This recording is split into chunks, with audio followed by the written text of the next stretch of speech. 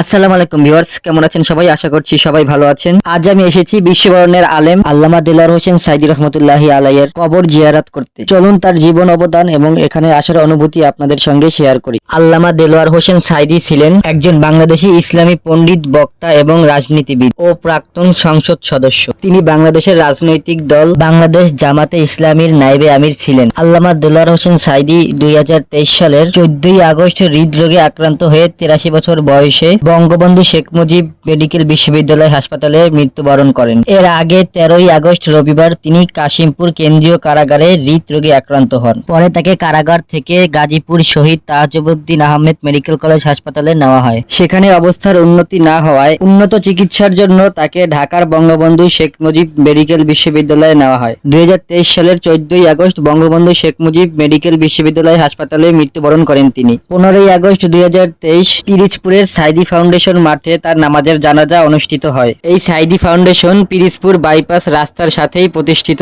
এবং এই সাইদী ফাউন্ডেশনের পাশেই মসজিদের সাথে চিরনিদ্রায় শায়িত আছেন আমাদের কোরআনের পাখি আল্লামা দেলোয়ার হোসেন সাইদী রহমতুল্লাহি আলাই। আল্লাহ যেন তাকে জান্নাতের সর্বোচ্চ মাকাম দান করেন, আর আমরা যেন তার মতো ইলম ও আমলের পথে চলতে পারি। তো আজকের ভিডিওটা এই পর্যন্তই ছিল। ভিডিওটা ভালো লাগলে একটা লাইক করে দিবেন এবং কোথাও কোনো তথ্যে ভুল থাকলে অবশ্যই কমেন্ট করে জানাবেন।